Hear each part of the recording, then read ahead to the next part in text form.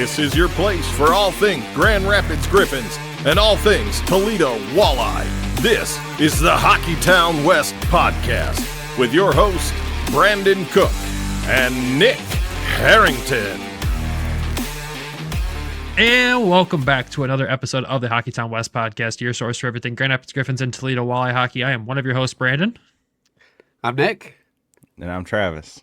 Yeah, for those Toledo listeners that didn't tune into the Grand Rapids episode this week, Nick is back on the show. You might not even know who he is by this point. And if you don't, he's that guy there that causes the most chaos in these shows ever and gets made fun of exclusively by Brandon Hawkins left and right. But outside of that, it is good to have him back on the show. It's good to have all three of us together. And we got a lot to talk about today. We're here to recap our Toledo Walleye weekly episode. 4 Toledo Walleye games to talk about since the last time we've talked Toledo Walleye hockey. We'll try to make it as digestible as possible for everyone when we're talking about 4 hockey games here, including, well, they're playing literally right now, and we have our duties of posting highlights when they happen. So this episode could be pretty jumbled up and all over the place. But before we dive into this, man, Nick, how are you doing today? Good. I had a day off. Like, it's so needed. So yeah, I'm good. I'm ready to roll. Ready to get back into Toledo, you know? I wanted to go to a couple games, and I'd love for you to join me, Brandon, but I know you're busy with work now. So maybe me and Trav will just go down there, and then you'll get some chirps from Brandon Hawkins. I think I've earned a few extra games without me being there before I get chirps, so I've got quite a few up on you, probably like 6 or 7 or 8. I don't know. I've seen the fish a lot of times now in the last year, but yeah, I'm sure I'll get some here and there. But Travis, man, how are you doing? How is everything? You've had a crazy work week this week with the snow down there and everything. How are you? Are you finally like back to normal?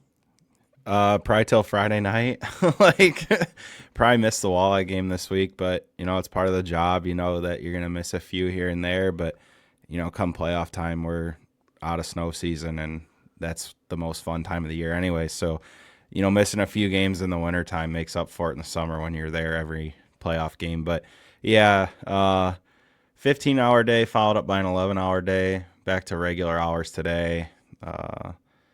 I might work half a day tomorrow. I'm not going in right away in the morning. I got some stuff to do in the morning. And then Friday's a normal day, and then it's supposed to snow, and who knows how long it's going to be here. Yay. Fun stuff for you. But it is, at least you got some sleep finally, I think, after all of that. So that's what you needed more than anything. Well, the worst part about it is Sunday. I knew we were going in at 4 a.m. and it was the World Juniors, and I'm like, I can't not watch the end of this World Juniors game. And then it went to overtime, and then it went like 10 minutes into overtime. And I'm like, I got to go to bed. Like, I got to be up in like 4 hours. The dedication to hockey takes over, though, every time. Yeah, it does. Well, before we dive into our news and updates and everything, I did want to send out just a message of thoughts and prayers to everyone. If you're a listener out in California, wild stuff happening out there right now with these wildfires. We know we have listeners out there that follow the show, so hope everyone's safe. It is absolutely crazy and wild to see, so hope you're all safe and doing all right.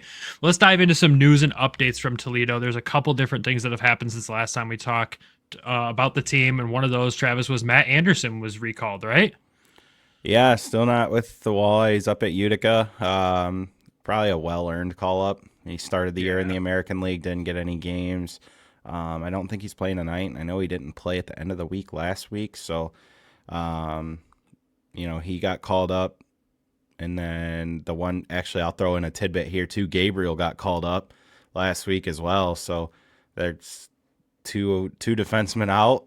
Obviously, Redicop hasn't played in a few games after it looked like he was nicked up in the one game, you would think, after he hasn't played in a few games. So down 3 D-men, and yeah, it was tough, but good for, I always love when guys get the call up to the American League. They get a little extra money, I believe, you would think. So oh yeah, always happy when that happens for him. Yeah, Matt Anderson's played 1 game so far for Utica, and then Gabriel's played 6 games total this season now for Cleveland. So nice little pay bumps for them. And of course, anytime they get the shot at the American League, it's always a cool experience for them. And then we had Carson Bantle get reassigned to the Toledo Walleye from the Grand Rapids Griffins. That was kind of like an exchange. You get Hunter back in Grand Rapids, you get Bantle back in Toledo. And Bantle came right back in and produced right away as well, as you would expect him to do. But a nice piece for the Walleye to get back, a consistent goal scorer for them.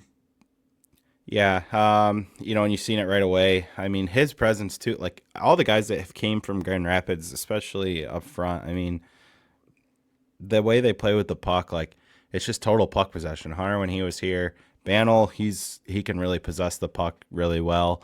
I know there was a lot of people upset when Hunter got recalled because he made his impact known quickly in Toledo, and that style of play is loved here and missed by some. So. Yeah, it was fun to see him go down there and kind of find his game again, and hopefully he can produce like that, like he was down there in Grand Rapids again. Hopefully, it's not something where we got to see him sent back. I know Toledo fans want to see him for at least one more game, so he's playoff eligible. But That'd at the be great. same time, it's the way the roster kind of goes. But it's good to get Bantle back down there. And then the Walleye added a new face recently as well, too. Travis, what can you tell me about this guy? Steven Callisti, I believe is his name. He's got 2 stops prior to Toledo. They picked him up.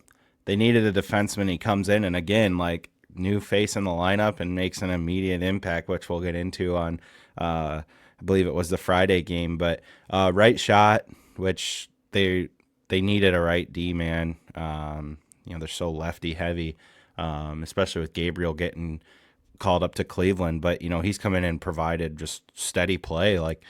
I think I even said to a friend down here, like, it's like, how does a guy like this still available at this point in the year, like come in and just play at the level he's playing at? I believe he was overseas. And then he did play a few games. I don't recall the team off the top of my head in the ECHL and was just a free agent. So credit to the scouting staff for the Walleye and finding a player that so far has provided good play. Yeah, no, that's good to see. And it always, if you can find something like that mid-season, it's always a positive too. But outside of that, no other news and crazy updates, right, to talk about at this point in time. I don't anticipate any other lineup shakeups unless we get some guys back from the American League. I think that's about the only changes that you'd see coming down the road here. But let's dive into these games since we have so many to talk about. We'll go all the way back in time to last year, technically, New Year's Eve. In Cincinnati for the Toledo Walleye here, where they come out against a team that, let's be real, has been struggling this season, bottom of the barrel in the Central Division. They're starting to kind of find their way and put some games together here, which is good for them. But at the same time, you knew Toledo going in there, this was going to be a tough test. Cincinnati was going to kind of come out guns blazing, trying to get their momentum for the end of the year. But Toledo comes out on top in this one, 3-2. So Travis, kind of walk me through this game and what you saw in this one, because I was definitely focused more on the Grand Rapids side on this night. Yeah, well, I missed the first period, if you don't remember. That's a good start. You texted me and you're like, are you covering the game? I'm like, it starts at 7. You're like, no, it already started. And I looked and I was like, well, I missed the first period. Sorry, buddy. I thought it was at 7. Just another game. They just come off playing Cincy. And to go down there and get a win on New Year's Eve. Hunter had a nice goal. It's so far back, I don't remember a whole lot. Do you need me to run you through the scoring, sir? Yeah, once you do that, I'll definitely remember. That's usually how it goes. So yeah, Hunter, as you said, got the first goal of the game here. It was his second goal as a Walleye from McCallion and Dornbach here. Then Cincinnati came back with back-to-back goals to end the first period there. So the Walleye go out of the first down 2-1. Second period, Tyler Spezia gets his 16th of the season from Sawyer and Bliss. And then the third period, Sawyer gets his second of the season from Hunter Johannes and Casey Dornbach. So that's how that game shook out there. In goal for the Walleye in this one was Carter Gylander. Stopped 30 of 32 shots to kick off what we'll be talking about a lot is a great stretch of games for Carter Gylander. And in this one, the Walleye outshoots Cincinnati 33-32. Walleye power play goes 0-2. Cincinnati's power play goes 1-4. So there's your breakdown of what happened in the game there. Again, this was so far back in time. We won't spend a ton of time on this game, obviously, especially with Hunter contributing 2 points in this game and not even on the roster anymore. But from what we remember in that, Spege's goal was nice from what I remember as well. And 16 goals this season for Spege. Look at him, dude. Yeah, he's really fit in well. That first line, they've really got it going. And even when Hawk wasn't scoring, Spezia was scoring. So it just shows that that line as a whole, doesn't matter who's doing it, but somebody's filling the net. So, just a great addition.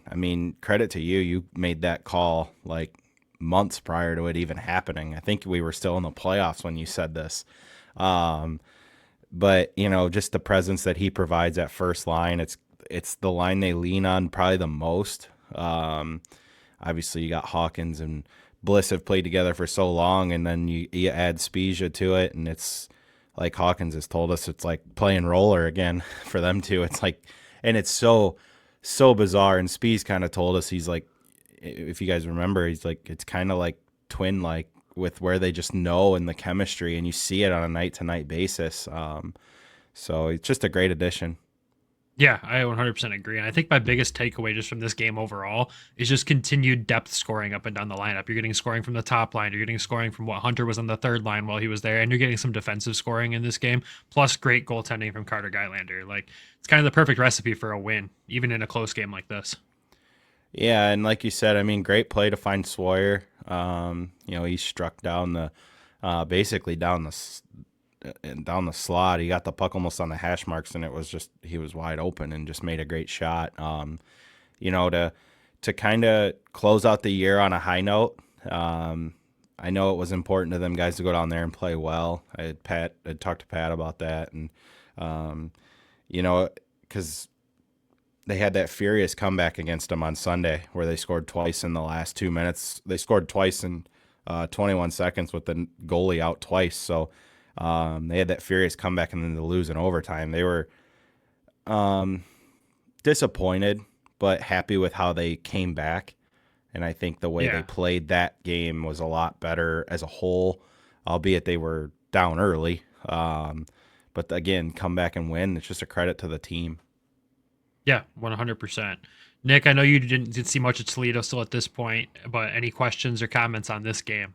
Have they split up Spezia and Hawkins at all, or they've just been right on those two together? That pair will probably play the entire season together. The only time that line's even been split up is when Bliss got recalled or was out with injury. So, and even then, all they were doing was pulling Louis up, who played with Hawkins a lot last year, and Bliss. So just kind of gives you, a lot of coaches look for pairs. And, I mean, in that instance, you have in two pairs, really, that make a great line because of the chemistry with Hawk and Spezia, and then the chemistry of Hawk and Bliss for playing together for so long. Like, if you go back and listen to the interview with Hawk, he even said, he's like, well, I've played with Spezia for basically parts of 3 seasons now, or Bliss for 3 seasons now, and then Spezia, it's like, we just know, like, we've played so much hockey at some point together that they just know. Yeah, because I see Spezia's like 5th in goals right now for the league. With 16. I mean, it's just like, we alluded to it a little bit, like, you play a bottom 6 role in the American League, and then you come back and you're playing with your best friend, like one of your best friends is like on a top 6 role, and he was a scorer when he was here the first time.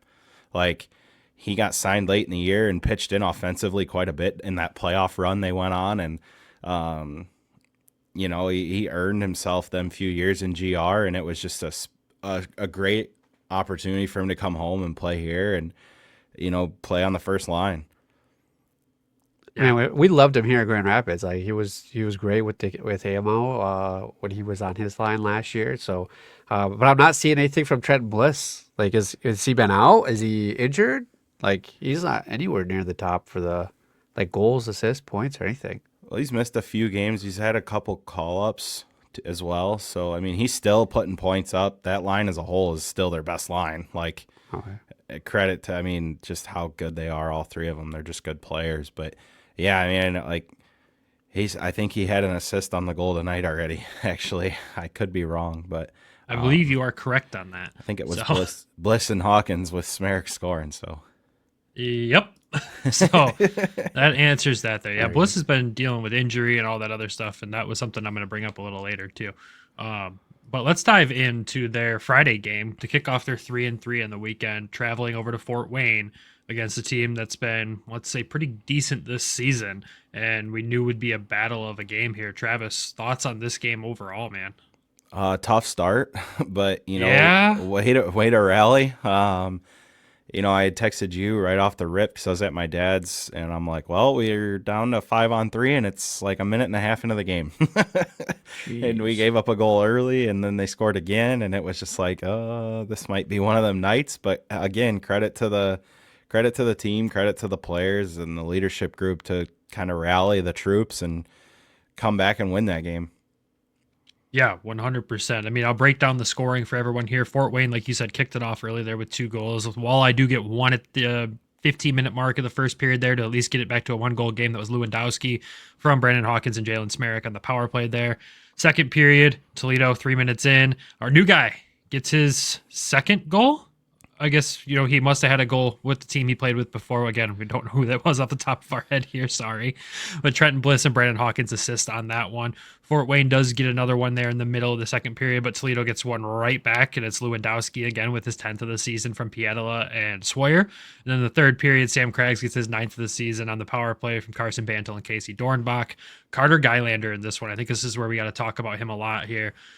Toledo faced 47 shots in this one. Carter Gylander stops 44 of them, an absolute sponge in this game. So Toledo clearly outshot in this game. The Walleye power play does go 2 for 4. Fort Wayne's goes 1 for 4. But let's talk about Gylander's performance here. To let 2 in early, but then to be that sound when getting shelled that much, that says a lot about just his mindset when he's in net. Yeah, they just got scored on. But no, unbelievable performance from Carter. Look, he's really found his game down here, and I think Pat even alluded to it after I believe it was Sunday's game where he asked him about the goaltending as a whole, and it's just, look, they've got stability. They've both been here for a while.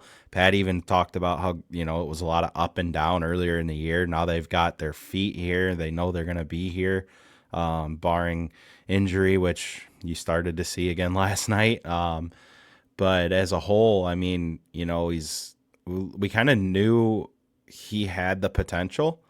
Like, you've seen what he did at Colgate, carry them to the tournament the one year, and then have to play Michigan. That's just a tough draw. A young player having a great rookie year so far. I mean, you cannot complain with the way he's played by any stretch of the imagination. And we've talked with even Ace now about, just how great of a person he is, his work ethic, all of that. So it all adds up to him being a good player. Yeah, 100%. Haven't we seen this the last 3 years though? Is right around this time, Kosa went on this crazy win streak right around now. Last year you saw Bednar kind of really fighting his game right around this time of the season. I mean, I don't know what's in the water or what's in the snow down there in Toledo, but at this point, the goalies really catch fire at this point and just kind of take off. I mean, is it just, what do you think that is?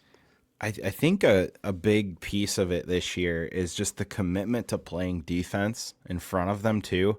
I say that and they gave up 47 shots, but as a whole though, for the most part, they are playing really sound defense.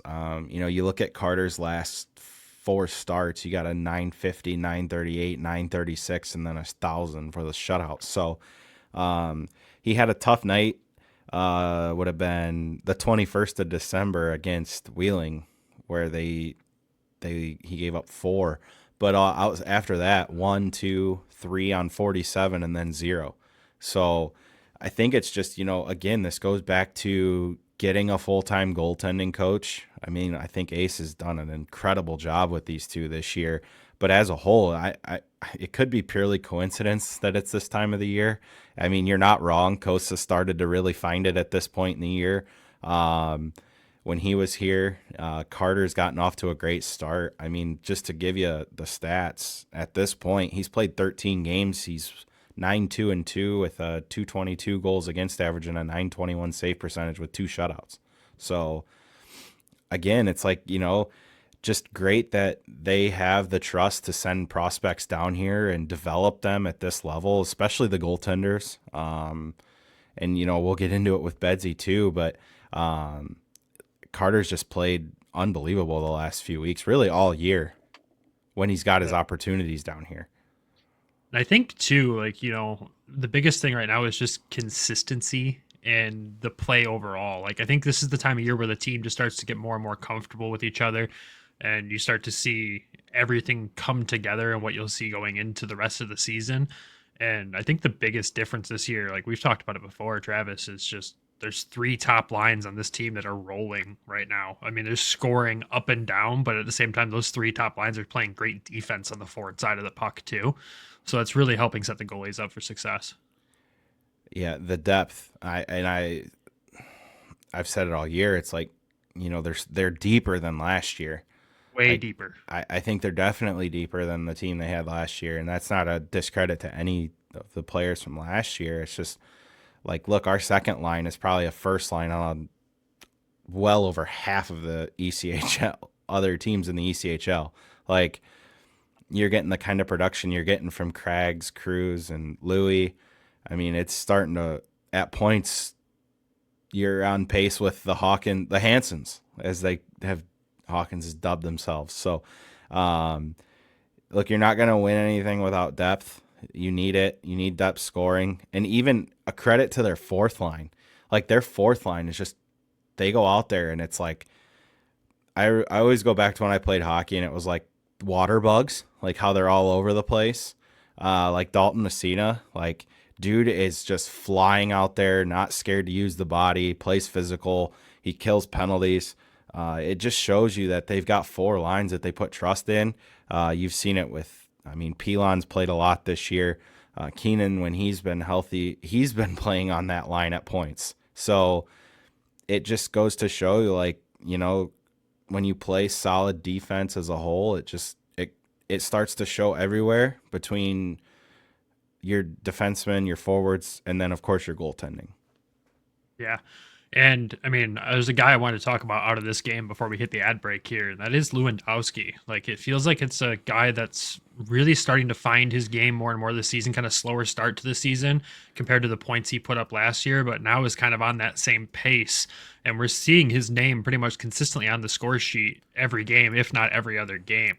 I just want to know what you've noticed in his play, Travis, from the start of the season to now.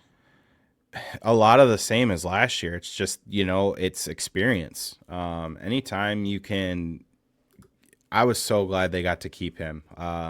He was kind of one of the younger guys because he was like I think he was a rookie last year. I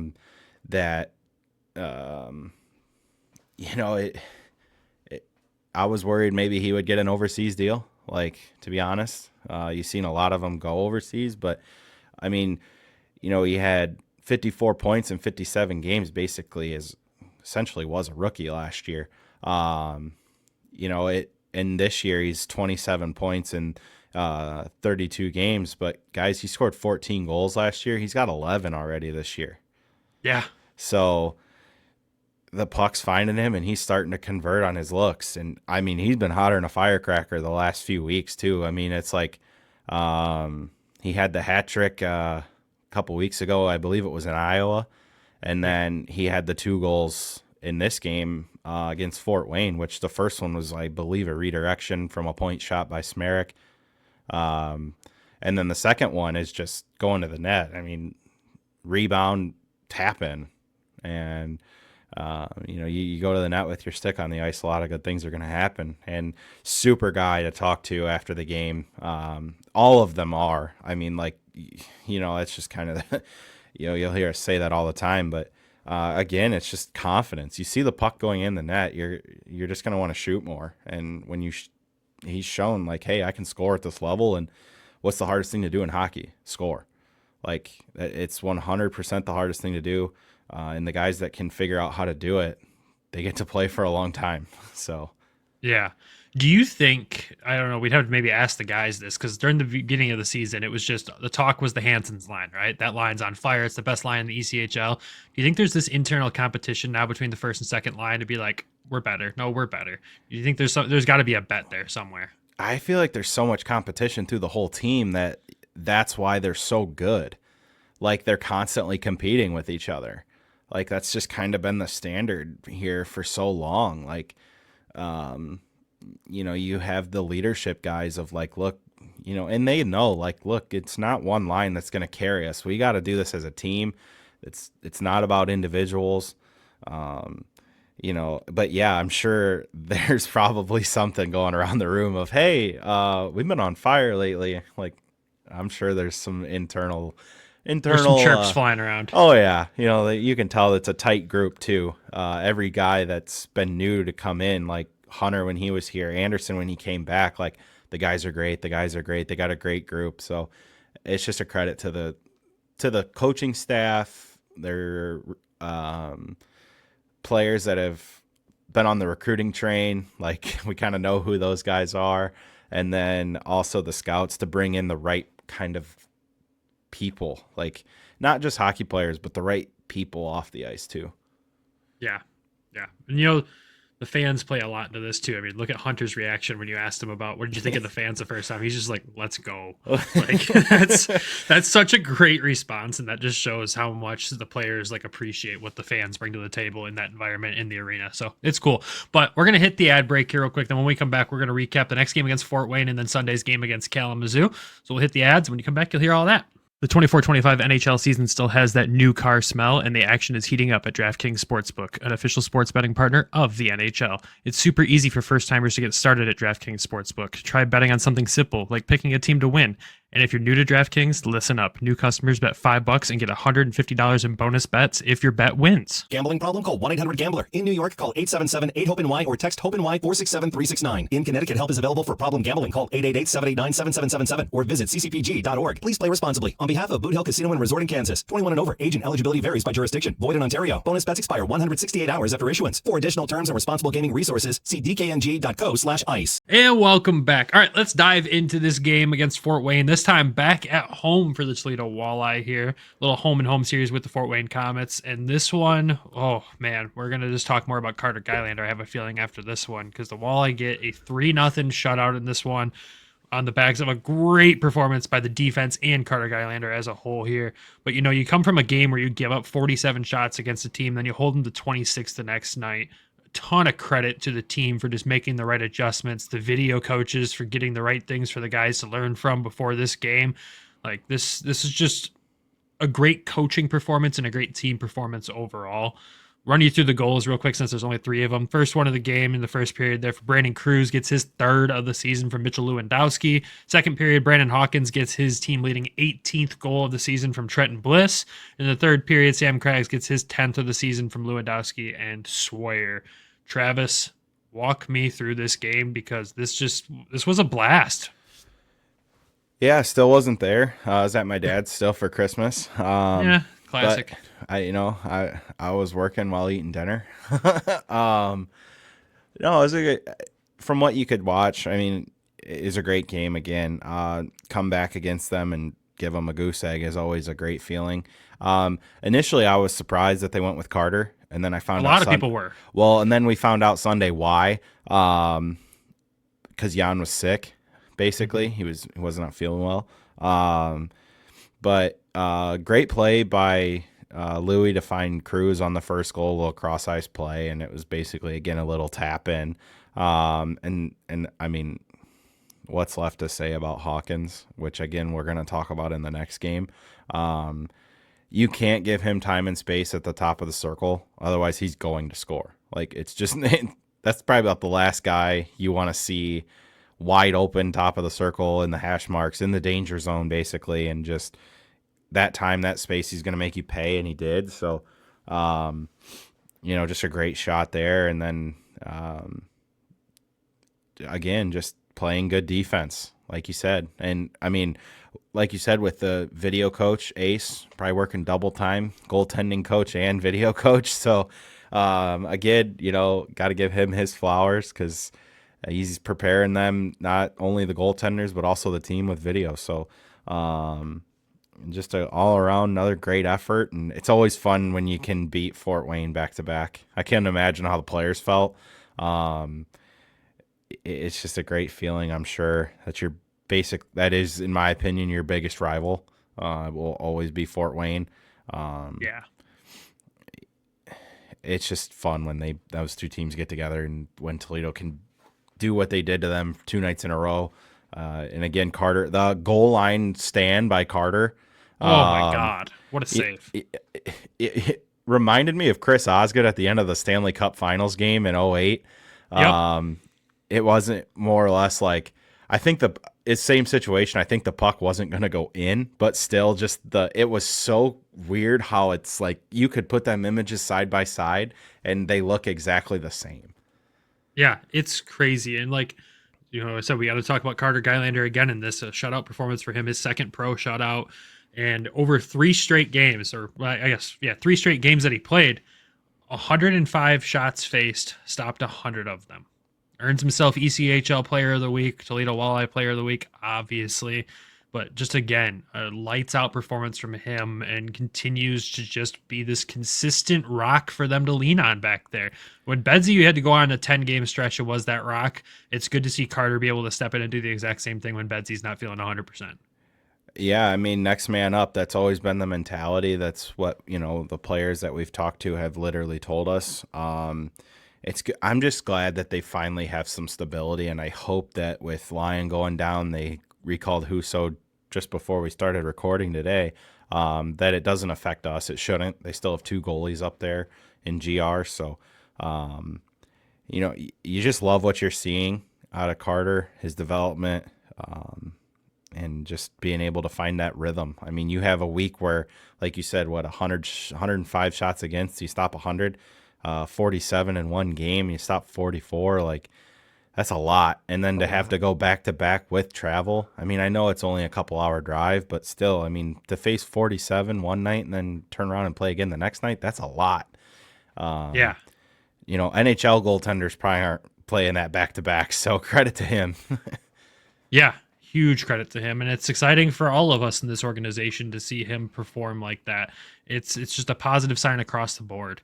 But any other thoughts that we want to add to this game before we move on to the Sunday game versus Kalamazoo?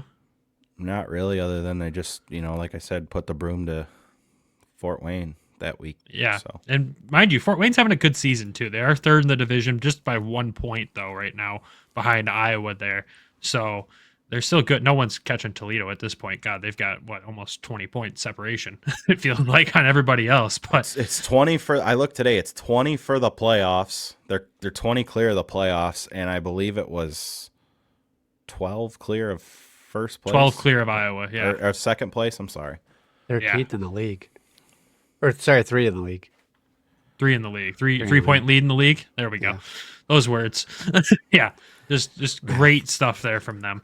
I'm just glad Nick finally gets to experience more of this, though. Like, oh, me too, because there's nothing like it, man. It's that's the thing is, like, when the Red Wings were, let's be real, kind of a dumpster fire there for a hot minute. We had Grand Rapids being pretty successful here, and then we're turning around talking about Toledo too. So all of our friends that run Red Wings shows just going through dark times. We're over here like, yeah, Toledo just dropped 7 goals in this team. Brandon Hawkins had 3 of them, and Carter Gylander's out here stopping 100 shots. Like, we're having fun. Sorry, guys. The meme that in the one group message. It's still, well, I don't know if it's as accurate today, but it still feels just about darn accurate as possible. Not with Detroit winning 5 in a row. No, they're on a freaking tear right now, and I absolutely love it. All right, let's move on to Sunday's game here. The Kalamazoo Wings come to town, and let's be real, Kalamazoo's not having a season that kind of matches the season that they had last year. But they're always a tough opponent for the Walleye, kind of no matter what the state of the team is. It's always a good rivalry game, no matter, if you think Fort Wayne's a rivalry, Kalamazoo, let's be real. Almost the whole Central Division could be a rivalry game for this team, maybe except for Iowa. I don't really consider that a rivalry. They're a little too far for me. But at the same time, Kalamazoo comes to town, and the same result as the night before, a 3-0 shutout victory, this time just with a different goaltender in that. Jan Bednar steps in, gets the shutout here. And back-to-back shutouts for the Walleye at home at the end of a 3-3. That's huge in itself right there. The scoring as follows. Brandon Hawkins, who else, starts things off in the first period. They're 4 minutes in with his 19th goal of the season from Tyler Spezia and Sawyer. No goals in the second period. Third period comes around. Carson Bantle does what he does best and scores a lot of goals for this team. Gets his 11th of the season from Ness, and Jan Bednar gets a goalie assist in this one as well. Gets a shutout and an assist. You love to see that. And then at the end of the third period here, Mitchell Lewandowski gets his 11th of the season on an empty netter from Brandon Cruz. The Walleye get outshot by Kalamazoo, 28-23 in this one. Walleye power play 0 for 2. Their penalty kill does go for 3 for 3 in this one. And what is this, Travis? Sellout number 51? I believe it was 51. Yep, 51 straight sellouts. Every game at home this season has been a sellout. You're into last season, the playoffs, all like this is insane in itself. But let's talk about this game, man. Give me the takeaways from this one because it looked like another fun one. Well, again, like I mentioned last game, you give Brandon Hawkins time and space. He's going to make you pay. It was under review, and like you just kind of knew, like when that guy shoots the puck and like doesn't do anything other than go straight to the bench for the line, you know it went in. It was like a back bar in and out so fast. That's what it sounded like. You could tell the difference in that one. It sounded like the back bar. Yeah, I think it was a back bar. You don't get the replay in the arena. Kels looked at me. She's like, "Did I go in?" And I was like, "Listen, that guy's going to the bench. Like that puck went in." Like I was like, generally, if like they don't like celebrate or if like they don't skate to the bench, they know it didn't go in. And that one in and out so fast. It's got to be hard for refs in that situation. I mean, yeah, it's a different sound, but when it's in and out that fast, it would be tough. And then the Carson Banel goal. Oh my God. If you remember, this is gonna actually it doesn't quite predate me, but I was maybe 1 when this goal happened. If you remember, I think it was Brendan Shanahan on Grant Fuhr in St. Louis where he ran him over and Grant Fuhr's stick like went flying. If you can go find that goal, it's a carbon copy of what happened with Carson Banel, basically. Only difference being is Banel was pushed into the goaltender.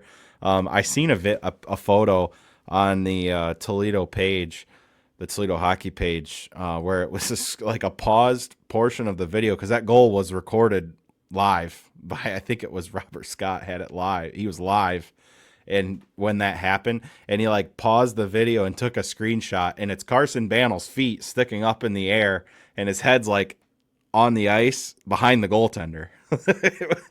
Hall of Framers will have it in a frame soon enough. Watch. Oh man, I hope there's a shot of that somewhere because it was great. And then like Kalamazoo was pissed, like you just pushed him into the goaltender. Like it's your own fault. Your goaltender just got ran over. Yeah, getting upset by that was a choice. I'll be by the biggest guy on the team outside of Redicop. Like, so it was Peanuts night too. The yellow numbers were sweet. They looked really nice. On the jerseys. Yeah, they did. Yeah. Yellow numbers are nice we're a nice choice on that. The yellow helmets threw me off. Like I almost wish they would have wore like white or the navy, but Kels loved it. She thought it was cute. I think it was a good setup overall. I do agree the helmet choice could have been different, but the setup was cool. The jerseys were cool. I like them better this year than last year's. Oh yeah, I like this year's a lot better than last year's. Not to say last year's was bad. Just like this one more, but how about the line for the mug? Dude, you fans across the bridge over Jefferson, and they're all in like folding chairs and camping chairs just hanging out for a coffee mug. Can you imagine what the Hawkins bobblehead giveaway is going to be? The churn and the butter in a couple weeks. You better get in line now. People probably are.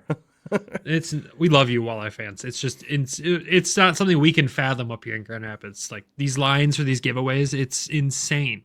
I did see a cool story too out of the Toledo hockey page where someone, I don't remember their name, so sorry if you're listening to this, but they had someone come up to them, ask them if they had got one of the purple bells, and they were like, "No, we weren't at that game," and they just whipped one out of their backpack and handed it to them, so they completed their collection there too. That just says a lot about the Walleye fans. They're so good, such good people. It's like a big family. I think is like the biggest thing. Like you can almost go talk. Like I've become great friends with a lot of the season ticket holders that you see walking around there over the years, and you can just go up to anybody and have a conversation. I mean.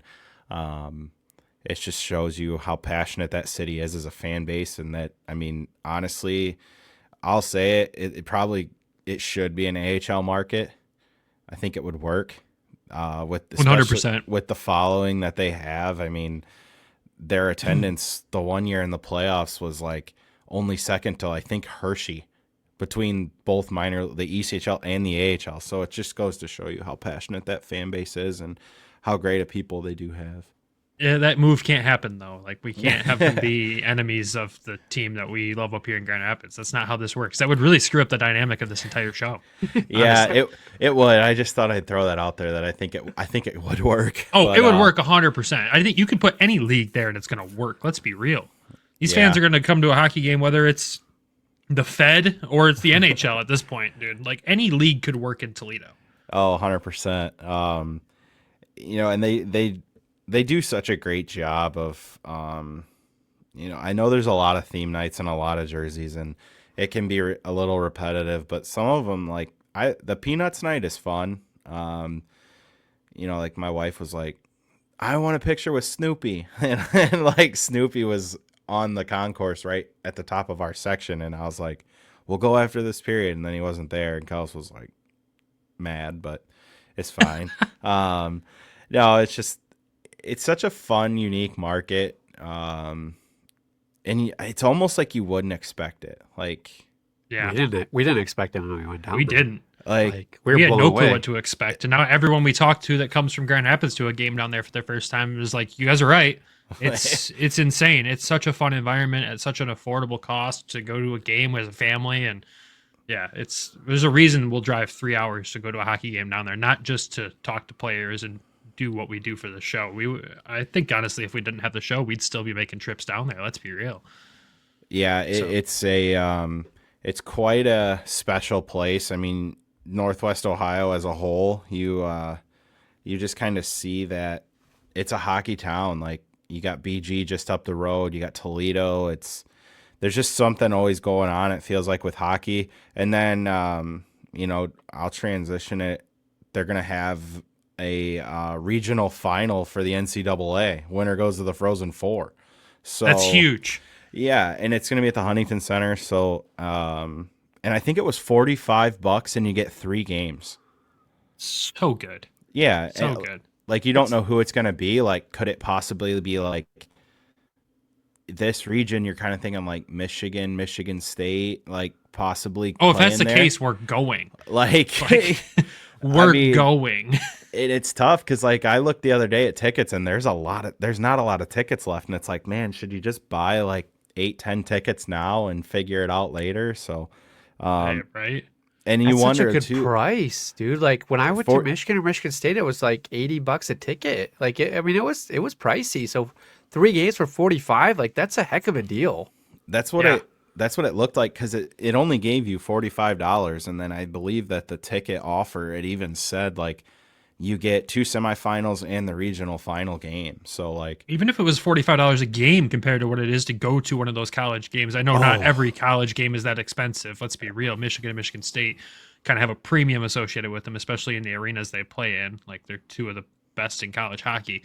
But at the same time, that's such a good deal. So that might have to be a discussion off air between the 3 of us to figure out, like, if that's a possibility that that's the region that ends up playing there. Yeah. I don't know what team or region it would be. I tried to figure it out. Like, it's probably not going to be like BU or Boston College. Like, something tells me it's going to be like the Michigans.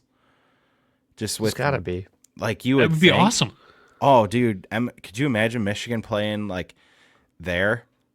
Like, I'm trying to think of, like, who else would be in that. Like, you could literally go watch one of the best programs ever in I college mean, I don't know hockey. the college rankings right now. Is it possible for a Michigan-Ohio State game there? Like, I don't know. Like, part If of me that's is the- like, I'll tell you the first thing that comes to my head is like, I know it's not going to be the case, but like ASU, like Hicksy comes back to Toledo with his college team. That'd be sweet, that right? would be really cool. That would be Um, cool for us too. We'd find our way into some access there because of Dixie. Yeah, I mean, like I said, I wish it kind of told you the teams that would possibly be in that region. Maybe as it gets closer, it'll tell you like how that formula goes. And I mean, hell, you could even have BG possibly there. Yeah, it's going to be a wild environment either way. So glad you brought that up for people to look into too, because I didn't really pay attention to it when you said it. Sorry. So You're good. yeah, no, that's cool, and that's a deserved thing for Toledo to get the opportunity to host. Like that arena is an amazing facility, and that crowd will be fantastic either way for that. Like you saying, the tickets are already almost sold out. Like you don't even know who's playing. That's crazy. Like, we get the GLI up here in Grand Rapids every year, but it's nothing to the magnitude of a regional final like that. That's a whole different environment. That's a whole different ball game, especially like when the GLI happens. Usually juniors are happening too, so you're usually missing some guys. Like the GLI would have been so much cooler for us to attend this year if Trey Augustine was playing for Michigan State at it, but he wasn't. Like, I know there was background workings of us getting to those games and hopefully getting to talk to Trey, but Trey was off doing bigger and better things. Was he at the World Juniors? Yeah. Yeah, it was at the exact same time. So that tournament is awesome. That's really cool that we could see that possibly land there with those teams. So that's something we're going to definitely have to keep an eye on and figure out if we're going to go or not. Because, yeah, that's now on my radar. But let's end this episode off here with just an update. Like we said, the Toledo Walleye at the top of the standings here in both the Central and the league right now in the ECHL. I mean, Travis, we're kind of at that midway point of the season for these guys. Just overall feel, like the shortest, not crazy long drawn out explanation, but just the overall feel of where you're at with how the team's playing right now. And what do you think of what the rest of the season will look like before the playoffs? As expected, just keep doing what you're doing, and we'll see everybody in April. Like, I guess there's really nothing else to say. Like, that's beautiful. That's exactly what I would expect to say. Yeah, this has been as advertised. As you saw this team get built, they're doing exactly what we thought they would, and the players are performing exactly like they thought we would. We are getting some surprises out of some players this season too. And as this roster just continues to grow, as the brotherhood it already is, it's going to be a force to be reckoned with in April. So I'm excited with where it's at here. If you want to know any more on it, stay tuned for future episodes here. Nick, do you have something you want to add to this? Or a question? What do you think they need to improve on going into the second half of the season? God, that's tough. It's a tough answer because half the guys listen to this, so be careful here. I know. Set you up for failure. No. I mean, looking at the stats. There's always something you could improve. Yeah. That's what I'm looking for. I'm going to go with probably just maybe even better special teams, like if it's possible. I don't know where they're at. I haven't looked. That's kind of a easy answer, I guess. That's the safe answer to take for any team. You can always say that's going to be. I guess they should improve continuing to just improve defensively while still being elite offensively. Like, that's probably the biggest thing, not giving teams easy offense. Like, yeah, because they're scoring well. They're top of the league right now with scoring. And honestly, at one point, I believe they were in the top 10 for goals against, if I'm not mistaken. I had seen that somewhere. Now that may have changed. I don't know, albeit with what they've been doing the past couple of weeks since I believe I read that. And I could be wrong. So if I am, I'm sure I'll hear about it. But that's fine.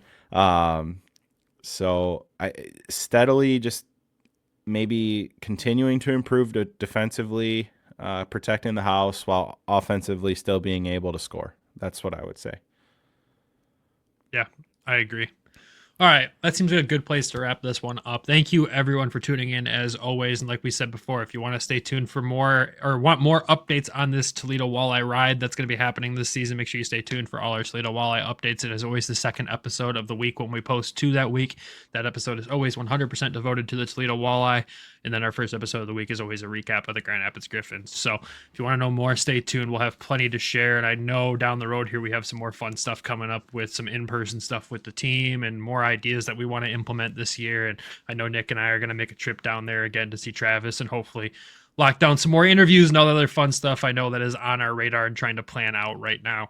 So stay tuned because we have a lot of fun stuff coming for you. But as always, we got to thank our sponsors of the show, DraftKings, and of course the Hockey Podcast Network for being fantastic partners with us, and the long-standing sponsor of the show, Everything Hockey. Make sure you head over to everythinghockey.com, pick up some hoodies, t-shirts, whatever they have available right now. They have a ton of cool stuff. Make sure you're using code WEST, though. That helps out the show and saves you a few bucks on your order, too. And of course, without our Patreon subscribers, the show would not be possible at all without them and their love and support. And those Patreon subscribers currently are... We've got Randy, Alan, Derek, Elaine, Griffin, John in Florida, Lori, Michael Asante. That's it. That is it. Join up. Sign up. Join up. Head over to patreon.com/Hockeytown West Podcast. Check out the tiers there and head over and support the show. We appreciate it. Like we said, there's tons of fun stuff coming up. We've already been talking on air kind of for the Patreon listeners, because these episodes go there unedited, and I think this episode has about 25 minutes of extra content that's going to end up on there. That's what happens when all three of us are back on the same show together. But other stuff will get put out there as well. We try to post on there before post games in Grand Rapids who we're going to be interviewing, and if you have questions for the players or anything that we might be able to fit into the post game interview, drop them in there. We try to update that as fast as we can, but sometimes the way the games go, those change quickly. Like, guys scoring in the last minute, we might change who we're going to talk to at the end of a game, but we try to post and keep you guys updated there, and we'll put some other fun special content, other exclusive stuff out, some giveaways and stuff that we have planned as well for you guys over there. So like we said, patreon.com/HockeytownWest podcast, head over there and check out the tiers that we have available. With that, everybody have a fantastic week and weekend. We will talk to you guys next week, but until then, go Griffins, go Walleye. Love you. Bye.